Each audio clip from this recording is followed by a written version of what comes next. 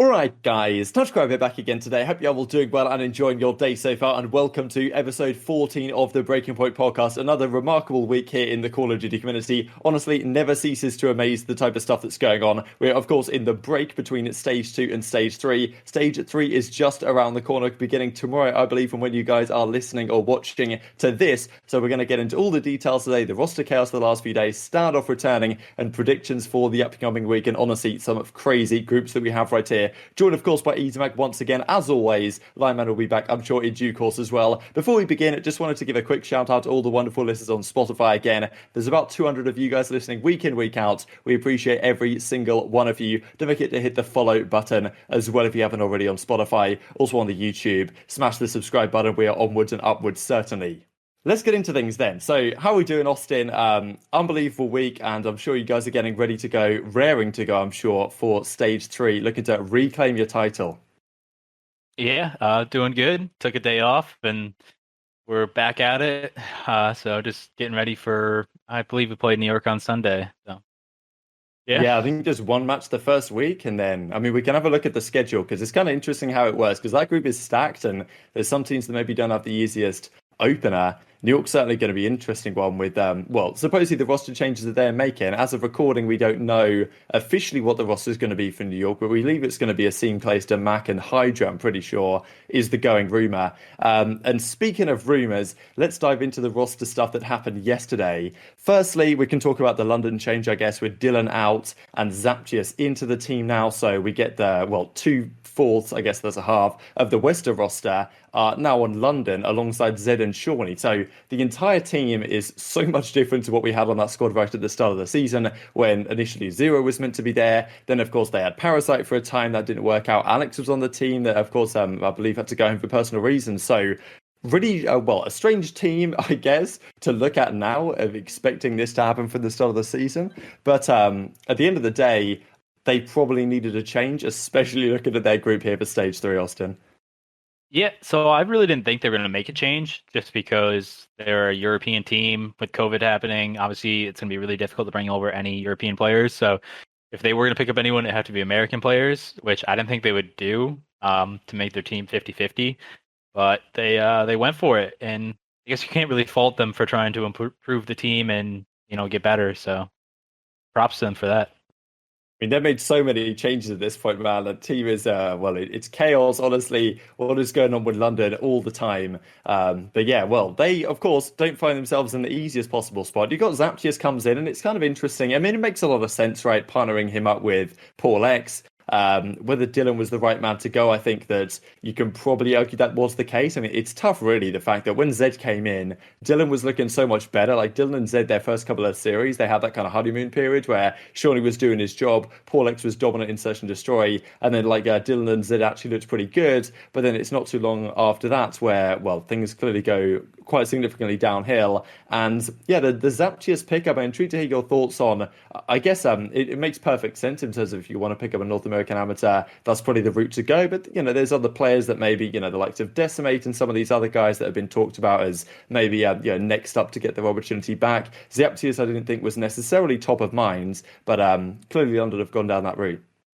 Yes, so when you have Zed's play style is like that ratty, like it catch you off on these off angles a lot. He's very sneaky around the map. So I think it's tough to say because like I think they needed a slaying SMG.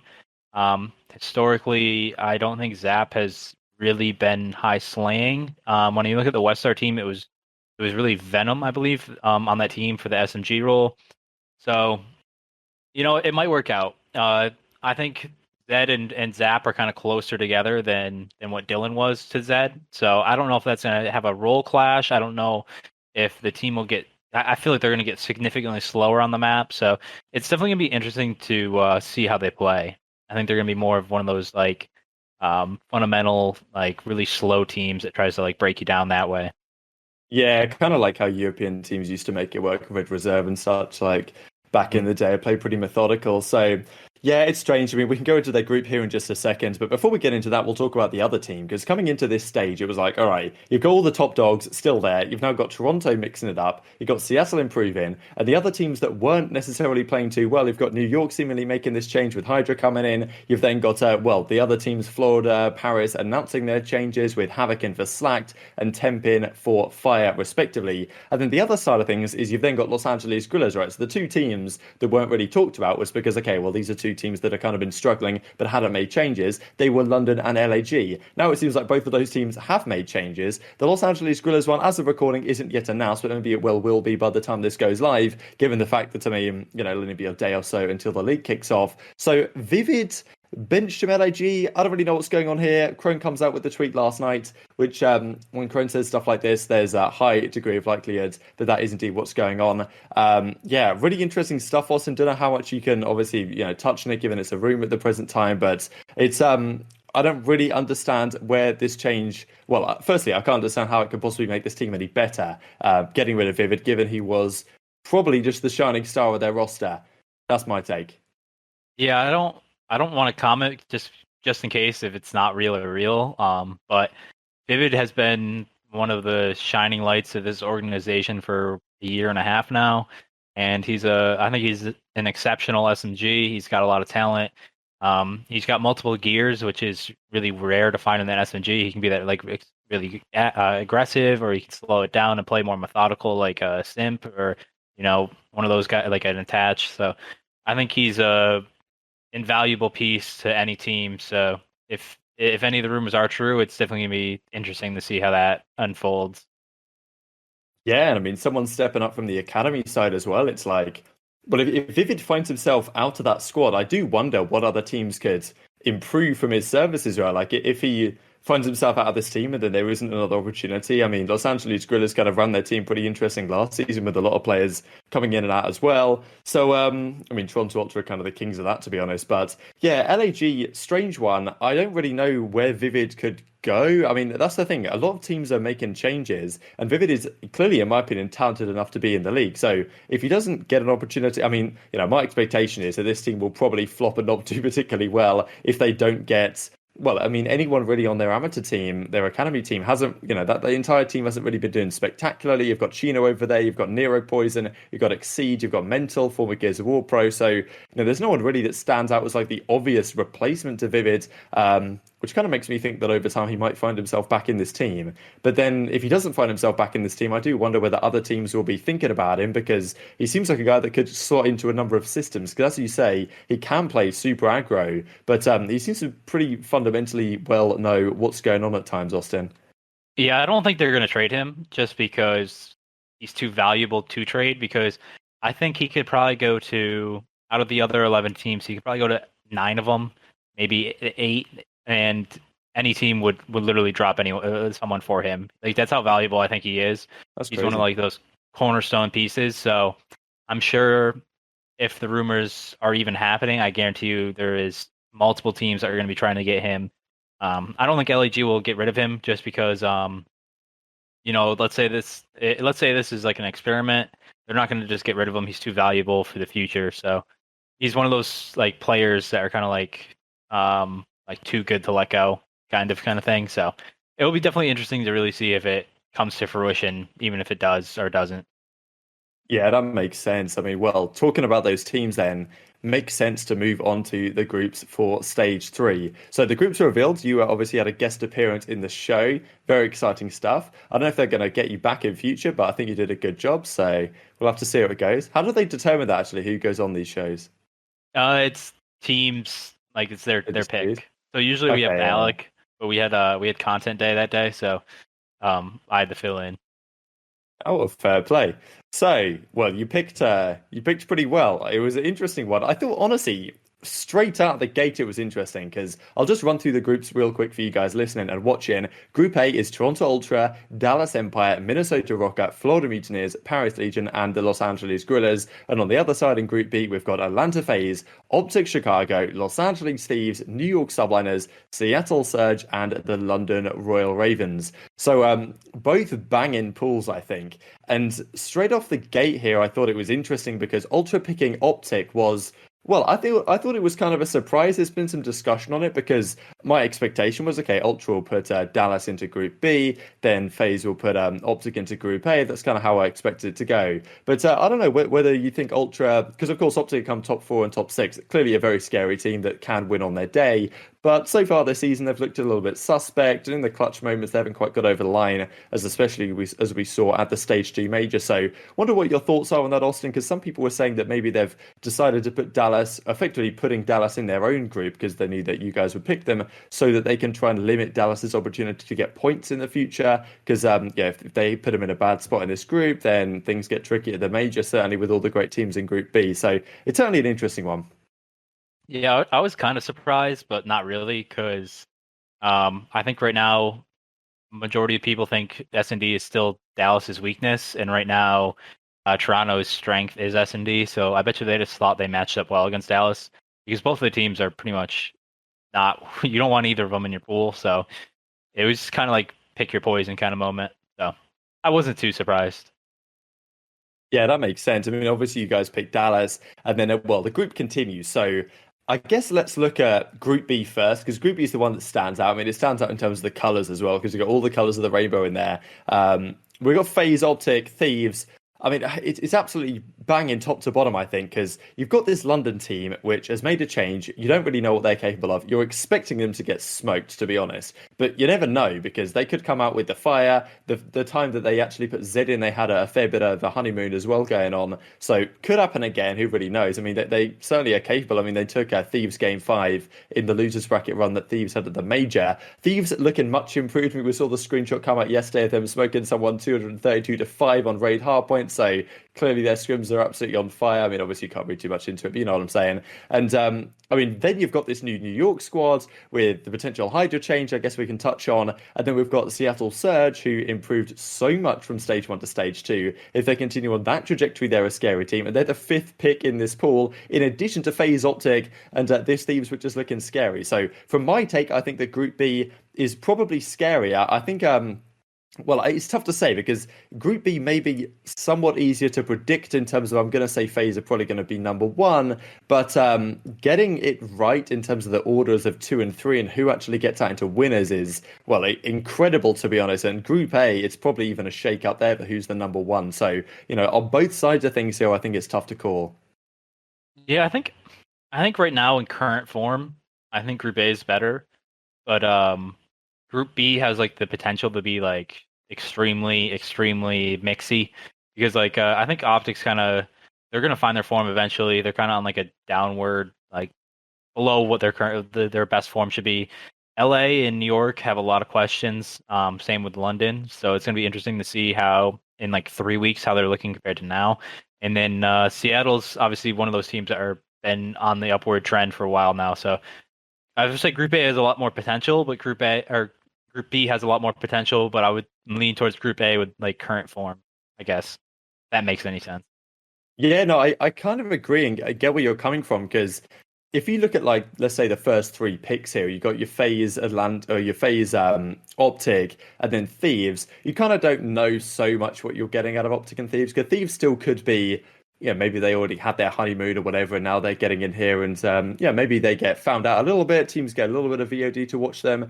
I don't really think that's going to happen. I think they're going to be very scary still. And then OpTic should be, as you say, on something of an upward trend. Like, you know, you don't imagine it's going to get any worse than top 6 for them. So you're thinking that from now it's going to be an upward slope.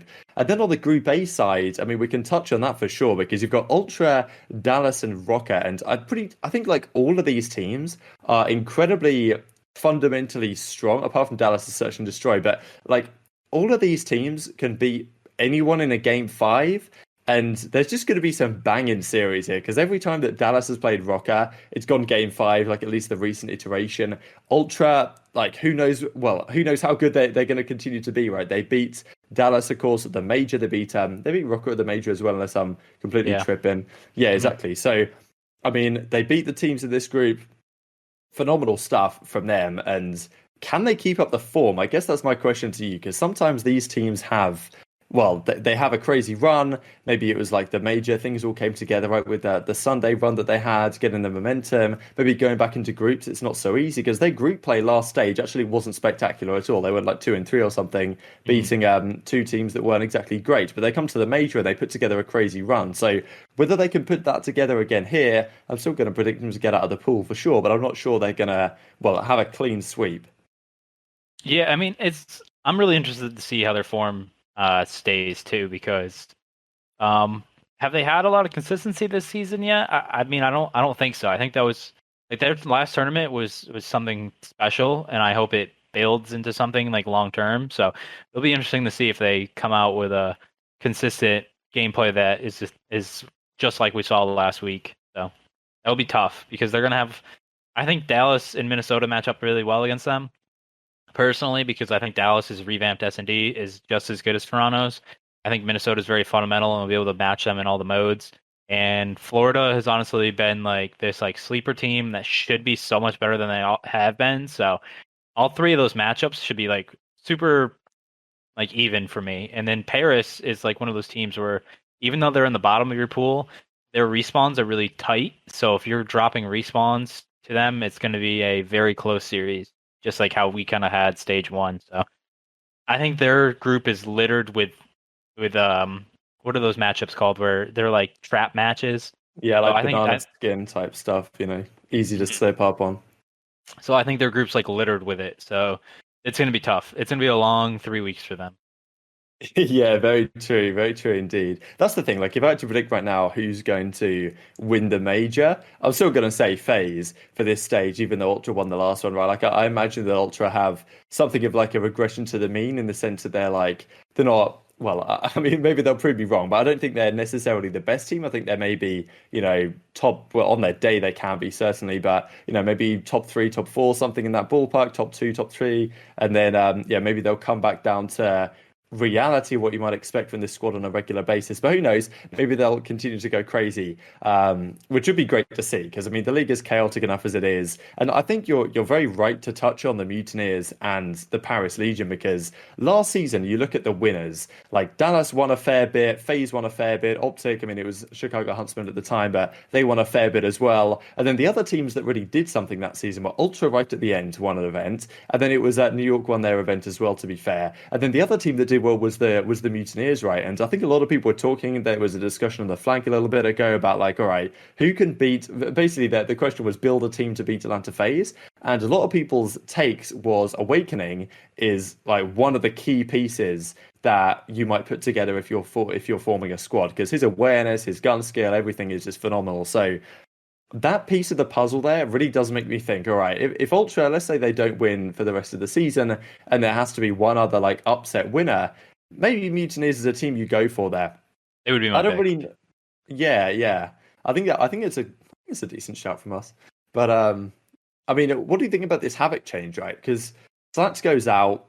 I don't know if like this move was ever going to work long term with him coming in at the start of the season. Maybe if it was a LAN environment, it would have been different. I'm somewhat surprised it's taken Havoc this long to get his shot, really, because I thought like he was a really key piece to their team last season, and now he's there again.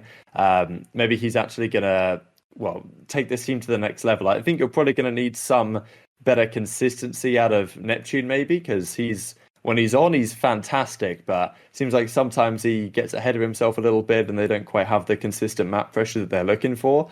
And if they can get that, I mean, I think the pieces are there to, win a championship. Like if Ultra can win a championship, I think that these guys can do it with the talent they have, but whether they can put it together is, I'm not sure it's going to happen yet. I need some time to see, Austin. Yeah, I mean, so I think Awakening's a top 5 player in the game.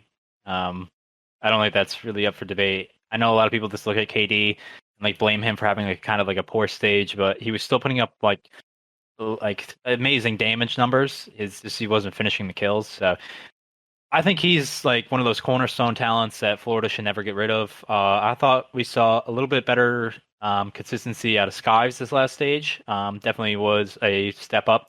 The thing with him is he just has to limit his floor. And if he limits his floor to where we're not getting those like 0.6 games or 0.6 maps, this team, like the AR duo, is going to be fine. They're going to carry. So, and I think Neptune has been getting better as the season goes along. I think he sometimes gets a little bit too ahead of himself on the movement side and is just flying, but he's definitely learning a little bit of respawns, so he's going to keep getting better.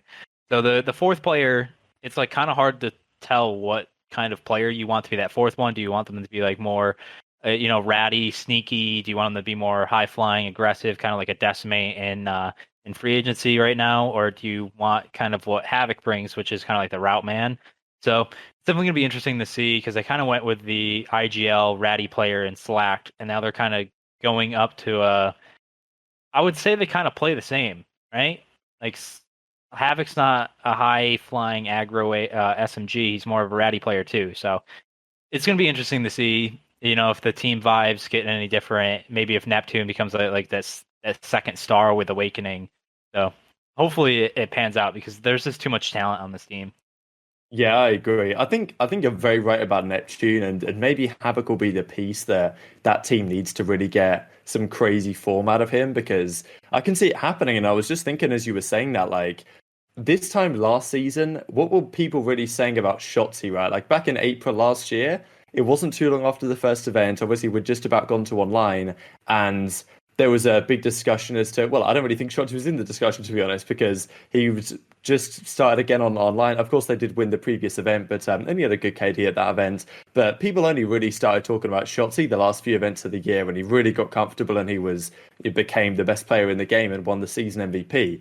So Neptune could be on kind of a similar road, and maybe they just need something different to help them along that path. But if they can get there, I mean, there's so much talent on this team, and I think the Havoc deserves this opportunity. And well, we've seen some other rosters win, especially the Toronto one, which is a surprise. I think that Mutineers are definitely in a position to try and make it happen, but it's going to be far from easy, and maybe will not happen at this stage. I mean, certainly wouldn't put my money on it, but 9 people bet on Ultra to win or whatever on the CDL bracket. So fair play to all of those if any of you guys are watching. So Yeah. I wanted to touch on quickly, I guess, well, before we talk about that, let's talk about exactly how the schedule goes for some of these teams, because I think OpTic Chicago, I wanted to hone in on them a little bit, right? Because they have not been performing where, well, we would have expected them to so far. They're in a kind of strange spot. Like coming into the season, if you'd have told me that OpTic placed top 4 and then top 6, I wouldn't have told you were crazy, but I would have expected them to at least make it to a Sunday, right? I mean, the first major, it was only 3 teams made it to Sunday, so they didn't make it then. And then there was 4 teams made it in the second major because the format changed and they still didn't quite make it. And of course, look, some of the series they've lost have been insane. The one to the Rokkr especially. And part of me thinks, right, it's only a matter of time. They actually finally clutch up some series, and then they're going to be probably a force to be reckoned with. And they certainly are a force to be reckoned with, not a team you want to be playing. Well, very excited to see you guys play up against OpTic once again. But I am kind of confused, not necessarily confused, but after they beat Dallas in the final bit of stage 2, the regular season, I was like, all right, this is where they hit the catalyst, they come through swinging, but they go into the major, they lose to Ultra first, they end up losing to Rokkr in that. Well, we don't need to speak about that one again. But yeah, what are you expecting from OpTic this stage? Because this is really the time where typically in OpTic seasons, right, they start off so well usually they either win an event or they get very close early on. They kind of haven't done that so far. And then they fall off a bit and then they come back for the World Championship and get a good placing. That's kind of been the trajectory the last couple of years. But if OpTic also continue to have a bit of a lull, then, you do have to wonder about whether this team can still be the same team by the time we get to stage 4. Yeah, I mean this OpTic team is really interesting to me because they're one of those guys that all of their players together should be like fantastic at this game. Like game really suits Envoy with like his play style. Obviously the Krieg right now is the best gun, so Formal and Dash should be really good with it. And Scump has looked a little bit iffy at times, but sometimes you see him have like this ridiculous form. So obviously like our matchup's gonna be amazing. I can't wait for it, but it definitely is interesting that they haven't found the consistency you expect out of them. But then it makes me think, like, do we have unreal expectations on this team compared to like, because like I see a lot of people bagging on OpTic, but like when another team that's in the top 3 or 4 loses, it seems like we still shift a lot of focus on the OpTic. So it's kind of, I don't know. I feel bad. They're definitely in a lose-lose situation right now, which kind of sucks for them as an organization and a team as a whole. I agree. I mean, that's always how it is with OpTic. That's the thing. Like, if they win, everyone's talking about it. If they lose, then that's always what the discussion is. And you can argue that they get held to a higher standard than some of the other teams. I mean, especially given the fact that you're not really meant to win many events, right? Like, you look at the talent in this league and the amount of teams that have the potential of winning. There's only 5 events in the World Championship, right? Like, I mean, maybe you can win one of them somewhere. And it's a pretty good result if you can win one, and any more than one, as I'm sure you guys are going for, then it is just phenomenal work. And then, of course, Champs is the big one. But I think that OpTic have quite a nice schedule to ease them into things here, because the very first week they play Thieves. Actually, is that false? That's completely fake news. Let me get the proper one. The very first week they play Surge first up, and then they play the Ravens. So I think really OpTic's matchups just get easier over time. We can talk about your guys, kind of lead up to things in a second here. But OpTic play Surge first of all. I'm very intrigued to see how this goes, because they played them a couple of times very recently. Once just at the end of stage 2, and then once at the major. Beat them both times at OpTic. And then just the first match they play is Ravens. But after that, then they play the Surge. So I think there's a good chance they go 2-0 here. I do wonder if Surge, though, will have something special prepared, because typically if you've played a team twice in a row recently and you've lost both times, you're probably like heavily going over the VODs and really heavily considering what maps that you want to play, what strats you're going to be doing in Search and Destroy. And it's probably not so easy for OpTic to come in with the same headspace that maybe they did when their backs were against the wall at the major and at the end of stage 2. Yeah, definitely. I think they're in a good spot. I think starting, I don't want to call any team easy. You're not starting with us or New York, and I think New York's really scary, just because the way they play, and obviously our team is our team. So starting with like London and Seattle is a good spot for them, because we're gonna see how prepped they are for them. Like because when we faced, I think we faced London first, one of these splits. We spent like 2 days making sure we were fully prepared for London. And I know OpTic will do that, but we'll be able to see like the evidence during the week. But they should come in, go 2-0, get in, like do what they have to do, because at the end of the day, like they have to go perfect 3-0 for the third week, because that's where they're going to be playing for the second, third, first seed. So it's really important for them to obviously come out here, play very good, beat London, beat Seattle, have no slip ups, because they cannot afford a 0-2 week like they had last stage. Yeah, absolutely. That's the thing. I mean, you look at that group and it's like, all right, 2 of these teams, I mean, outside of London, because we're not expecting to get anything crazy out of them, but 2 of FaZe, OpTic, Los Angeles Thieves, New York, and Surge are starting from losers, right? And I mean, you can look at it on paper, you can say, okay, Surge won't make it, maybe Thieves won't make it, but I mean, you don't know what New York are going to get. And either way, I mean, the entire bracket is always a gauntlet every single time. But as you say, I mean, you're right. I think they have to go 2-0 this week, because then the next week on the Sunday, they play the Los Angeles Thieves, and then the week after that they play Subliners, and then you guys FaZe on the final Sunday, May the 9th. Absolutely banging stuff. And I'm intrigued to see what happens with New York by the time we get to this match with OpTic, as you guys play them very first up on Sunday, April the 25th.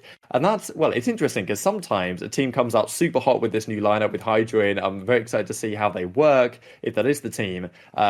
But maybe it's actually better to face them now than it is to face them in a couple of weeks, like OpTic do, once they've got a little bit of time to prep and to practice and got some match experience with the team. Trying to, of course, recuperate from their 0-6 map count performance at the major. Yeah, it's it's gonna be one of those like interesting maps for them, because you're definitely gonna want to find form early and be able to build on that across the stage. So week 1's always really important to set the tone of how you're going to play the entire stage. So this will definitely be like one of those bounce back weeks where they're going to have to play at top form, or else they might fall into the same trap of doing pretty poor across the stage. So it'll be one of those teams where we're going to have to keep a spotlight on. Yeah, I mean, honestly, everything's so good, and I'm really intrigued to hear your take on the Los Angeles Thieves because I don't know what to think about this team, and they come into a tough pool, certainly. I'll just run through their bracket. They firstly play the Surge, then they play Raven, so they also have a nice start, just like OpTic do in theory. Then the next week they play up against you guys, FaZe, and then OpTic, and then the final week they just play one match against the Subliners. So, what are your expectations here? Because this team has only played three. Well, they played four series as a team, I guess, because they won three of them in the losers bracket of the major, and then they lost to Toronto 3-0 in a series that it seemed kind of close at times. So I think the Thieves are a very scary team. People probably aren't giving them maybe the credit they deserve because, okay, they run through losers, what of it, right? They only came top 6 at the end of the day. But I think from their position, that was actually a very impressive run. And just watching their 0 to 100 videos, seeing the vibes on that team look pretty good. I mean, TJ and Venom seem to be enjoying playing with one another. And, well, the entire team does as well. I do still have some questions about Kenny as the main AR, whether the team fundamentally is where it's going to need to be. But from my perspective, they should only improve over time. And I just want to see where they go because I'd love to see this team be competitive, and I'm sure Nature would as well. Yeah, so I definitely agree with Cap that COD is starting to be a positionalist COD, like esport.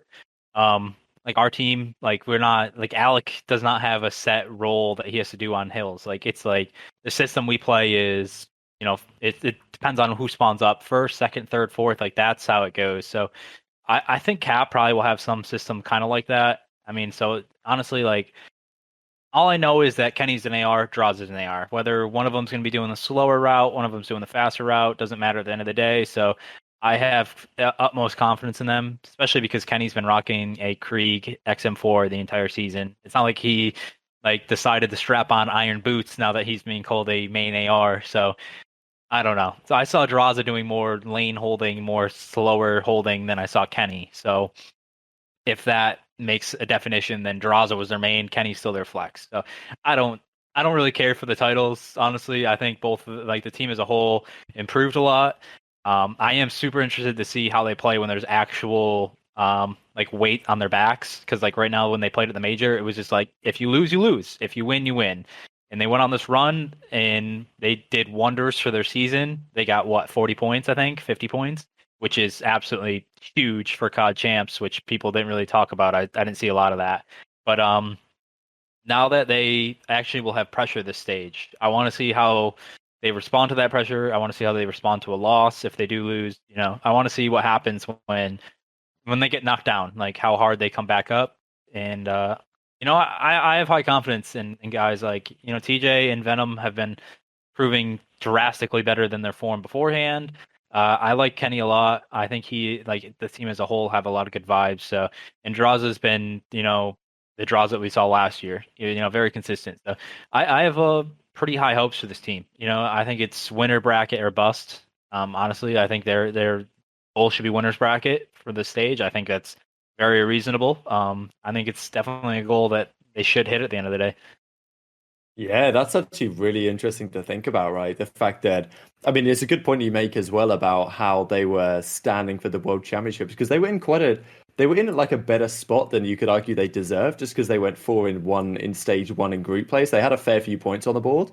And they made it winners bracket there. So it wasn't absolutely tragic from them, but of course the run they made at the major was very helpful for that indeed. But it's interesting as you say, right? Because you see that team have a good losers bracket run, then you're thinking, all right, okay, Thieves maybe they're here to stay. But as you say, this is when the pressure's on if you're those guys because you're coming into stage 3, Jacob and Molo are breathing down your neck, saying, all right, this is your chance, right? The major it is what it is. We could have accepted any result at the major, and this team would have still been the same coming into stage 3. We got a better result than maybe we were expecting, so that's great stuff. But now is where okay, you're in a tough group. This is where you got to prove that you're made of championship metal. And well, if you're not, then maybe other changes happen, right? Because they've been very eager to do that. Certainly, I'm sure all those guys want to win a championship. I mean, they don't have the easiest group. So as you say, winners bracket or bust, which may be the case for a number of these teams, I don't really know. It's tough because sometimes you can excuse losses, and I mean, honestly, in this Group B and in Group A as well, like there's no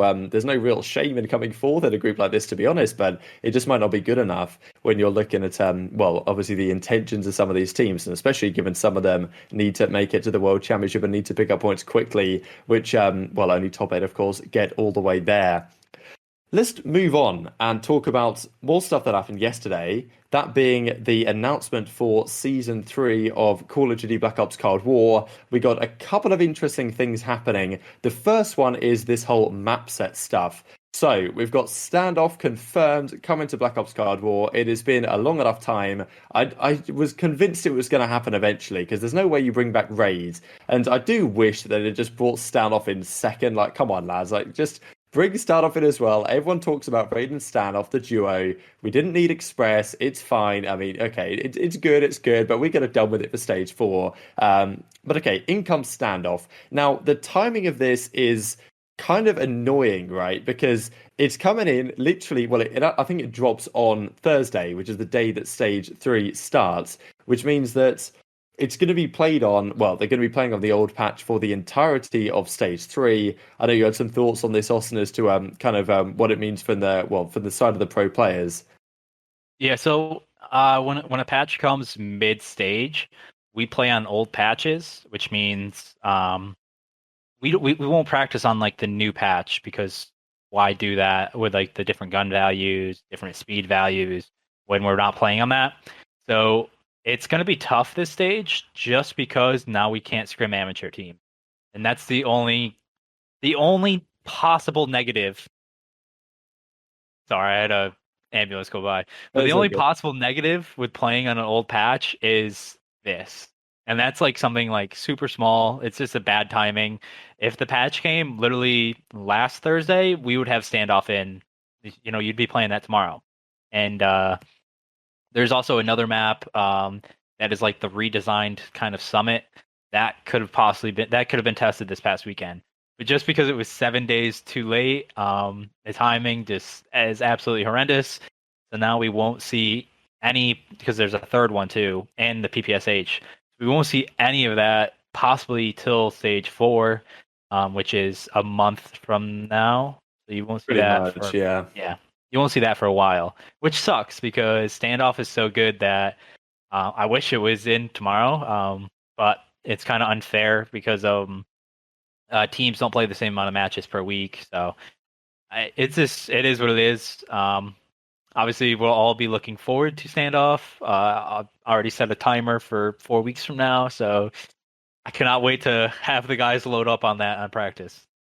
It's probably going to be the same thing as well at the major, right? Where, like, if you're coming from the winner's bracket, you need to find someone to scrim. Once again, just like last stage, you can't scrim the amateur teams because they're already playing on a patch. Well, in their case, a way new patch at this point, or a way old patch from, or maybe there'll be newer ones that come throughout the stage. Because we also just saw, I believe, probably the patch notes will be out by the time this goes live, but discussing the Krig changes, some changes to the AR, like barrel attachments and such that are going to have some impact on exactly how those weapons work. So those are changes that may significantly change what the meta looks like. The PPSH as well, I think I wanted to hone in on right here real quick before we go back to the map set stuff, because the PPSH was used back in World War II. It's been in so many CODs, actually. Like, I was looking through today for making the thumbnail. I was looking through the wiki, fandom, whatever it is, to find some images to use for a thumbnail. And I was just seeing how, like, all the games it was in like COD 2, then it was in World at War, it was in Black Ops 1, actually, I forgot about. They brought it back in Black Ops 3 as like a zombies thing.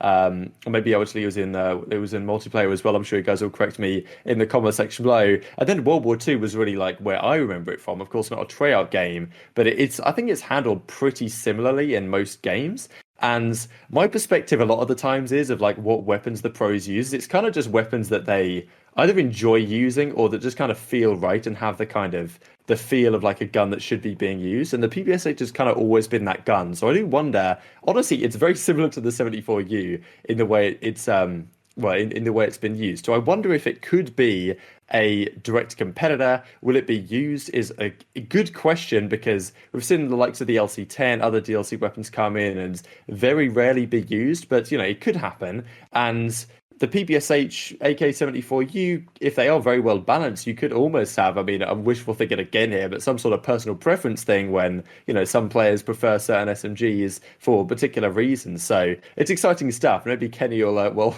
drop the main assault rifle in the trash on his way back to being the best PPSH player in the game. Yeah, I got as much as I would like to hype it up, I don't think we'll see it, honestly. We haven't seen a DLC gun. We're finally just starting to see DLC maps get added into the rotation. So how many DLC guns have come by? I think like 2 seasons worth. So it's been like 4 or 5. And we've never seen it once at all, tested anything. So I wouldn't expect it. As much as I'm a Debbie Downer, like it sucks to say, but I don't, and not only that, but there's so much I saw on the patch note, like the teaser patch notes. There is some like heavy hitting things on there that I'm actually like really nervous about. So I don't know. We could see it, honestly. So because I saw SMG sprint speed, and if that's a nerf, that just throws the entire SMG category into like just blows it up. So it's gonna be really interesting, actually, now that I think about it. Four Krigs, baby. But yeah, I mean, that's the thing, though. We'll have to see, because, of course, all the amateurs will be playing on it. They'll kind of figure out what's going on. They'll be GAing stuff, I'm sure, left, right, and centre. Or, not as the case maybe if Stanley has his, or not Stanley, but if Spart has his way again, like what we talked about a couple of episodes ago now. So, yeah, I mean, I was kind of hoping that for Stage 4, it might be okay. Just because my expectation is that this is at least how I would see if I was a pro, that Stage 4 and Stage 5 and Champs, I would kind of want to be played on the same thing.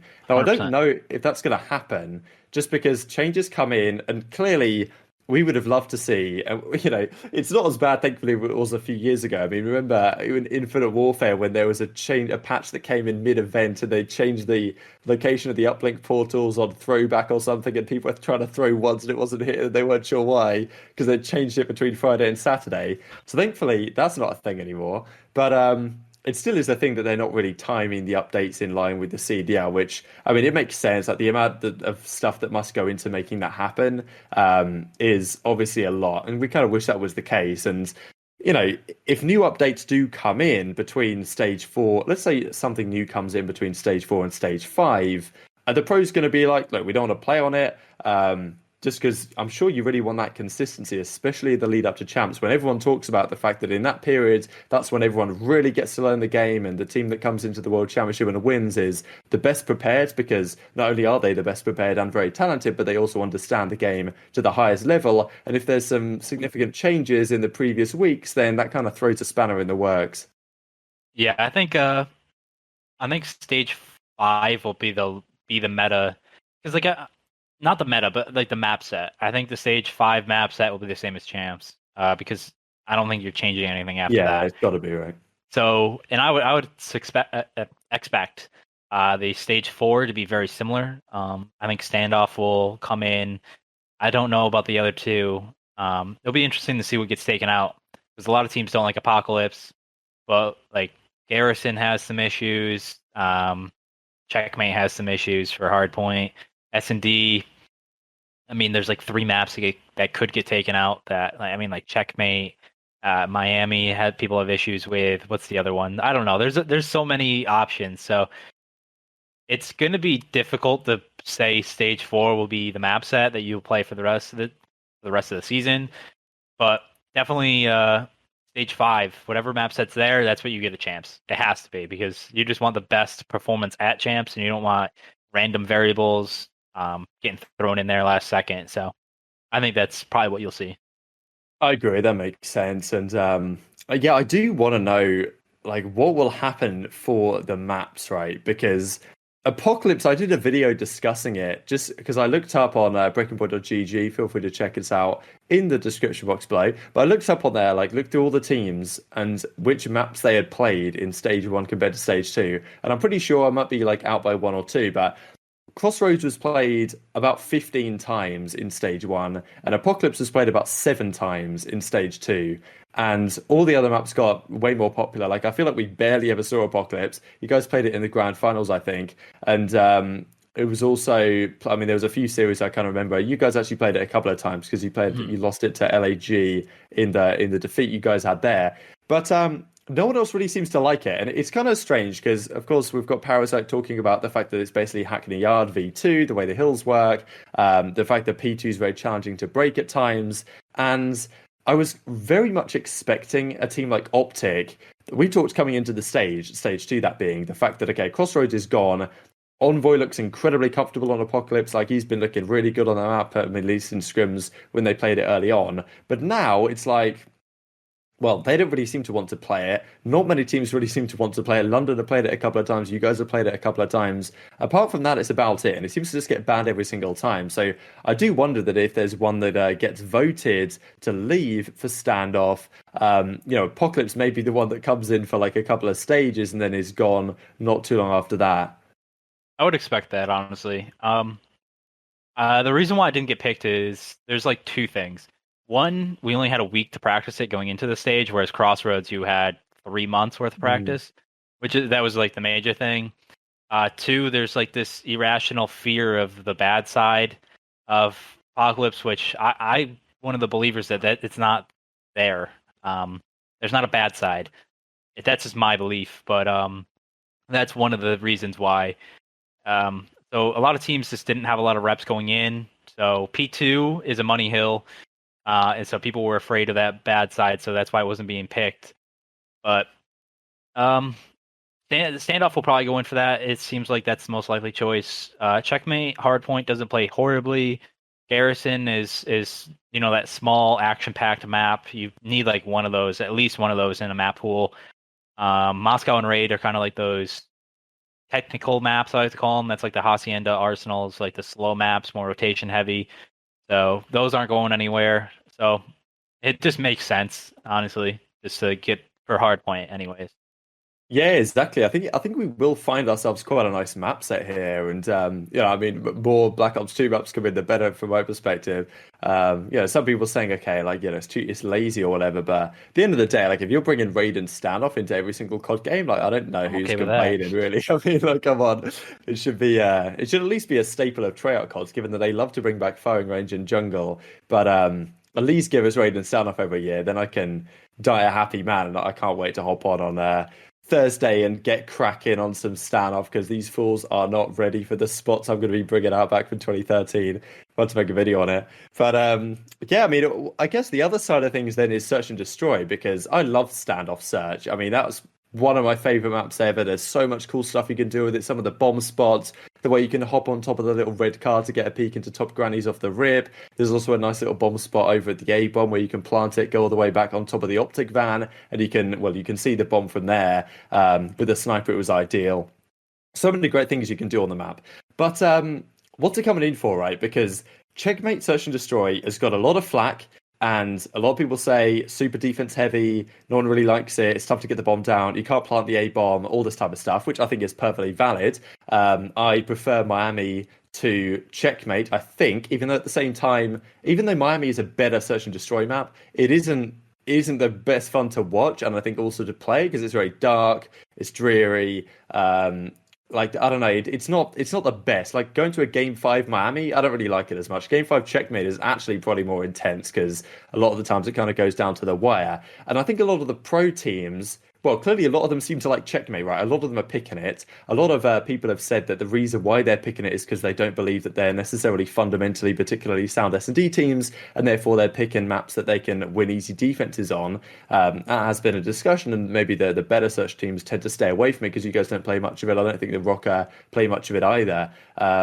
So there's that side, but from my perspective, it seems like a lot of teams might vote to keep it because a lot of them play it. And well, maybe it's actually Miami that goes out, even though I think Miami's probably a better map than Checkmate if Standoff does come in for search, as I believe it should. Yeah, I mean, the way I'm trying to look at it, because what sucks is when teams vote, it's like extremely biased.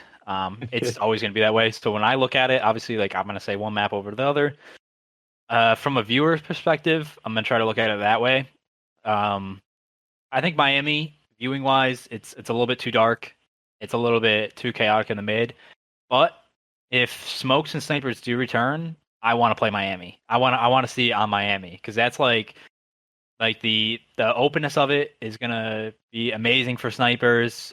Smokes, obviously, I think Miami would give the most potential of the strategy for smokes, just because of how open it is, and it's still 3 lanes.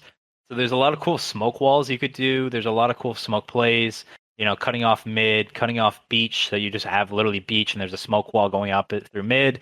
There's just so many plays that I can already see in my head. But if there is none of that in the future, feel like Checkmate's probably going to be staying in.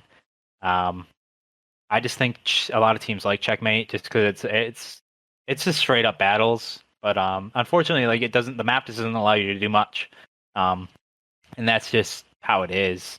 So it's also just one bomb site pretty much. So I don't know. I mean, I'm hoping there's just another S&D map, like in their back pockets. Maybe the Summit remake, like the change up the Summit-esque map, or maybe we get something in between stage 4 that we can put in for stage 5. I don't know. I'm just hoping we get something. So maybe we can get both of them out of there if there's no sniper smokes. Because I think Express Moscow Raid, extremely solid like foundation. And if you get a standoff in there, you're just looking for that final map just to make it 5 cohesive maps across the map pool.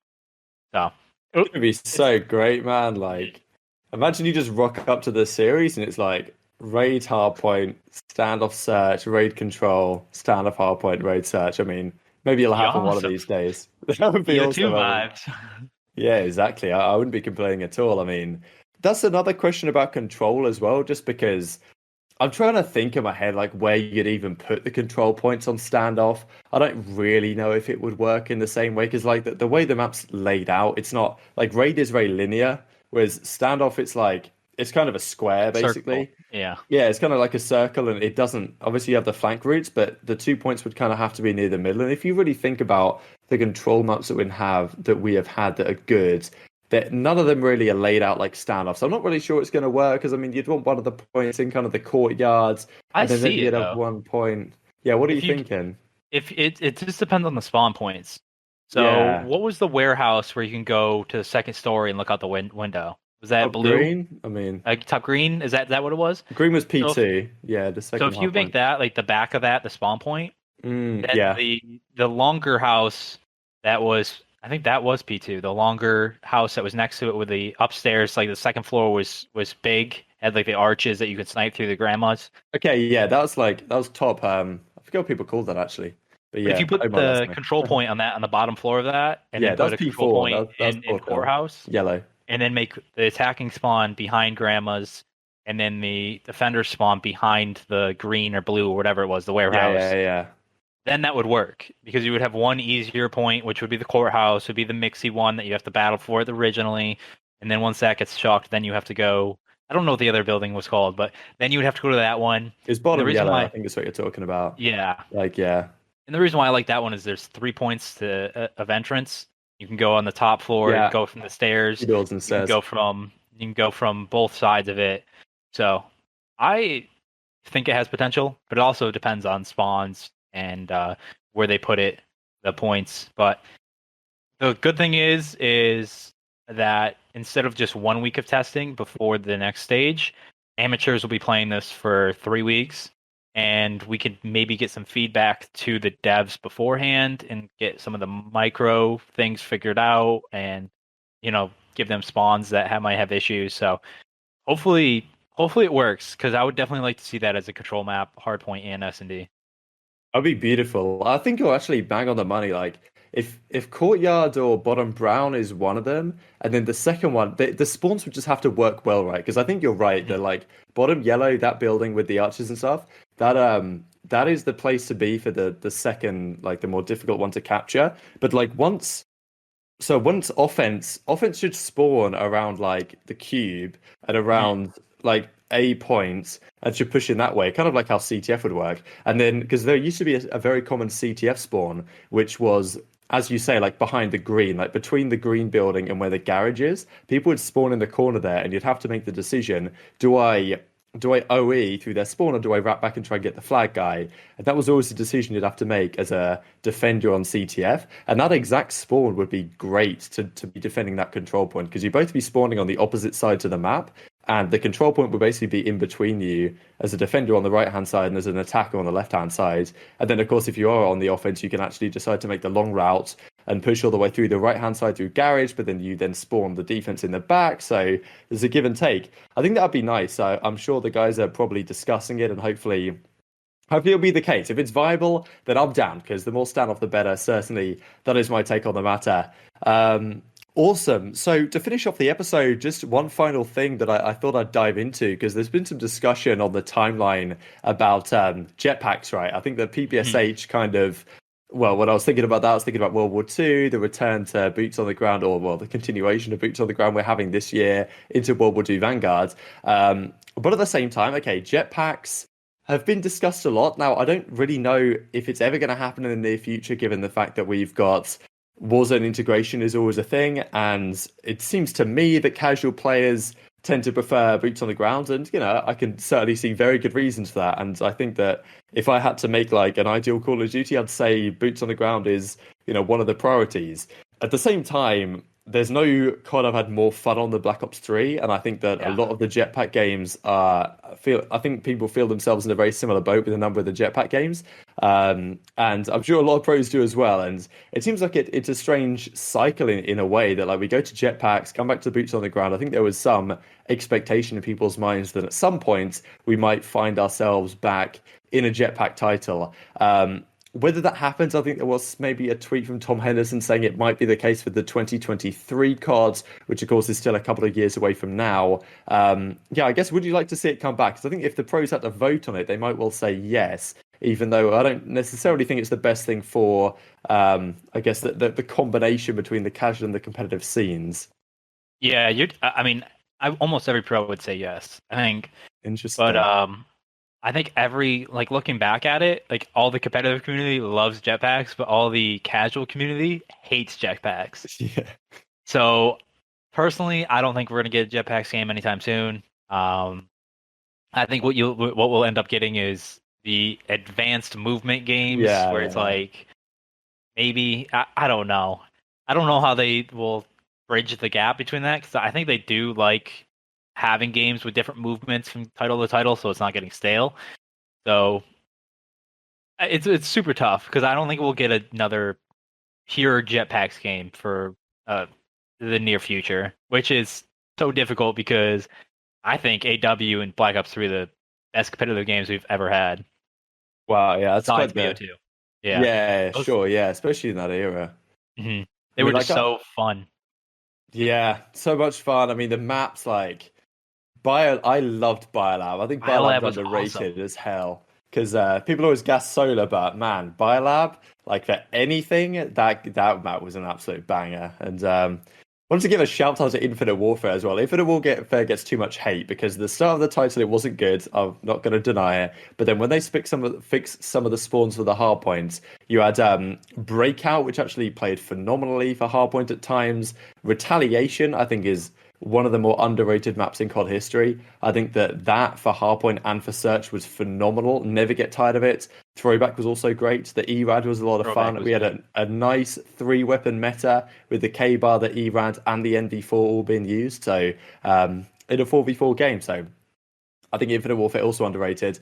But I guess I do agree in the sense that my guess is that we continue along the lines of these kind of advanced movement type stuff. And Aches did have an interesting tweet where he was like, if it continues along the lines of these like sliding mechanics, then who's possibly going to beat you guys on FaZe? Obviously, Toronto managed it about like 2 days after he tweeted that, which is kind of funny.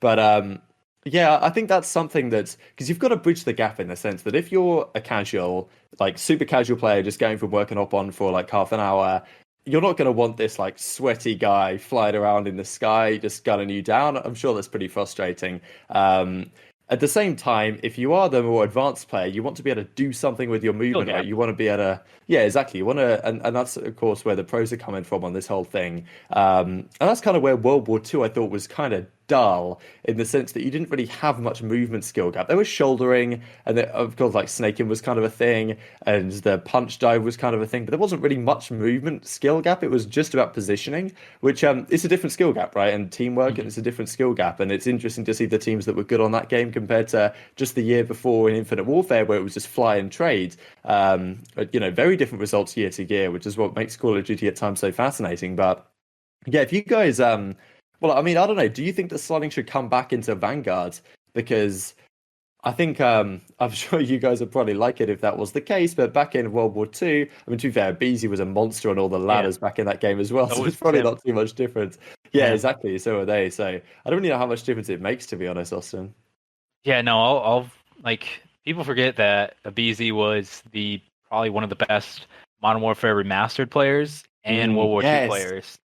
And Simp is just the best Call of Duty player there is in this entire world.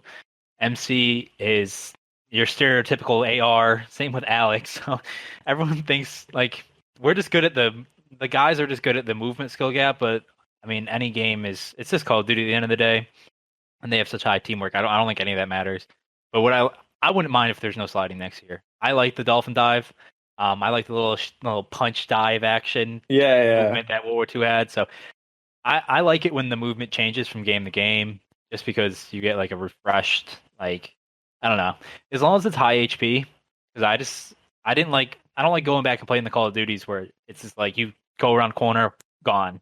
Yeah, I like the little bit of a like, even if it's still no sliding, just like higher HP, so you have to track your target more. Like there's a skill gap in like tracing. I'm fine with that. I think that it works out fine.